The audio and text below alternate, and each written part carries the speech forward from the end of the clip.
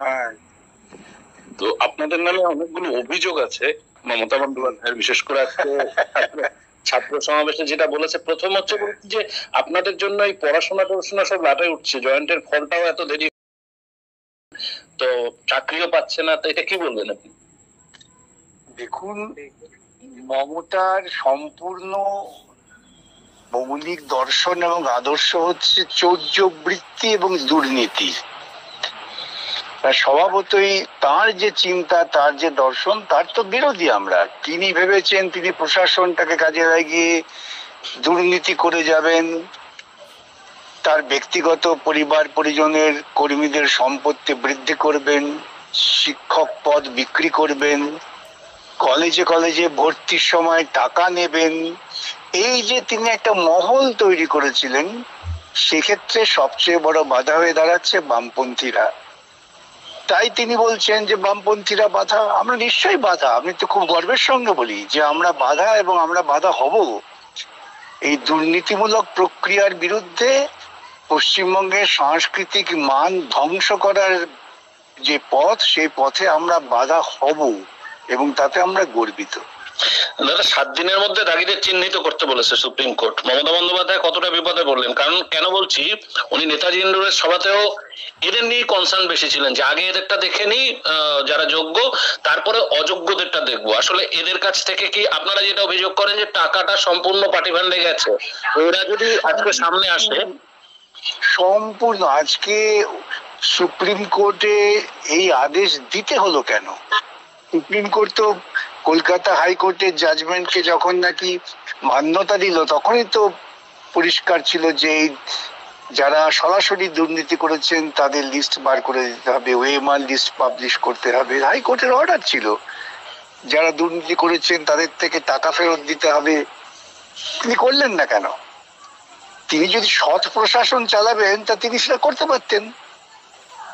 তিনি প্রতিটি পদক্ষেপে তার রাজনৈতিক উত্থানের শুরু থেকে আজ পর্যন্ত তিনি একটা কাজও সততার সঙ্গে করেননি, দুর্নীতি করা ছাড়া। এবং আজকে এই যখন বেরোবে লিস্ট, তখন দেখবেন ওর আসল চেহারা ঠিকই দাঁড়ায়। উনি দুর্নীতি লালন পালন করেন বলেই এতদিন সম্পূর্ণ লিস্ট প্রকাশ করেননি। ইন্দোরে মিটিং করে তিনি লোক দিয়ে ভরিয়ে খাইয়ে দাইয়ে নিয়ে এসেছিলেন একথা বলবার জন্য যে সুপ্রিম কোর্টে জাজমেন্ট মানি না। সুতরাং ওর চলার পথটা যদি অন্ধকার হয়, সেই অন্ধকারে আলো হয়ে আমাদের দাঁড়াতেই হবে। এতক্ষণ আমি আইনজীবী বিকাশ রঞ্জন ভট্টাচার্যের সাথে কথা বলছিলাম, এবারে রাজনৈতিক ব্যক্তিত্ব বিকাশবাবুর সাথে কথা বলবো। তা আমার প্রথম প্রশ্ন, আজকে উনি ছাত্র সমাবেশ থেকে বলেছেন যে সিপিএম ওনাকে বন্দুক, পাইপ গান, স্টেন গান নিয়ে ধাওয়া দিয়েছিলেন। তা আমার প্রশ্ন যে আপনারা ক্ষমতায় আসার কতদিন পর্যন্ত উনি ছাত্র রাজনীতিটা করেছেন?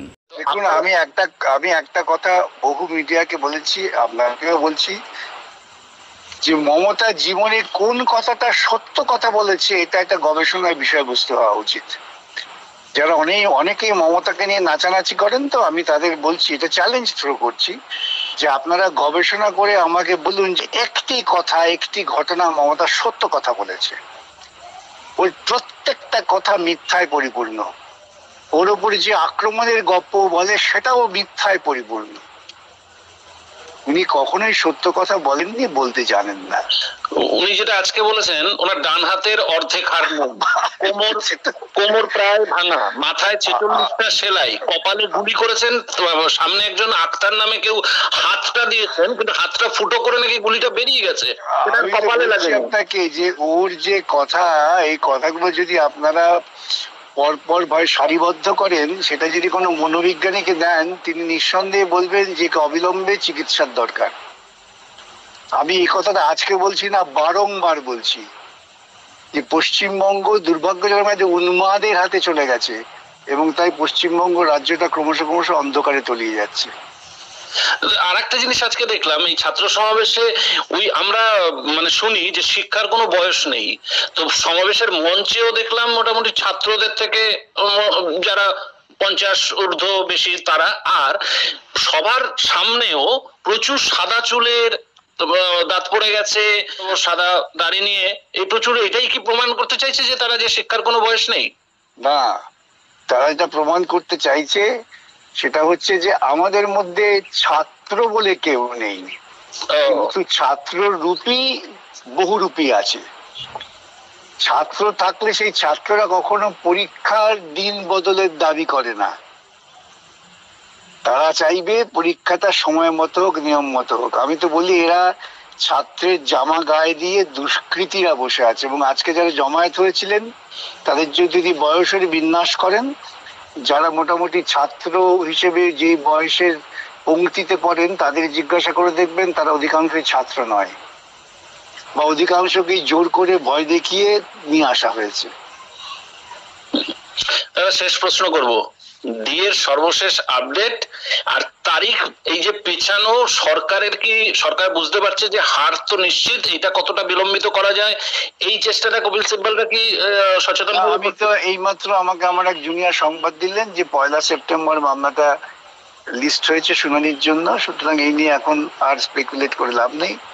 1 সেপ্টেম্বরে আমরা যদি শুনানি করে দিতে পারি তাহলে শেষ হবে, টপ অফ দ্য বডি হবে, তাই তো? সেরকমই, হ্যাঁ। ঠিক আছে দাদা, ভালো থাকবেন। আচ্ছা।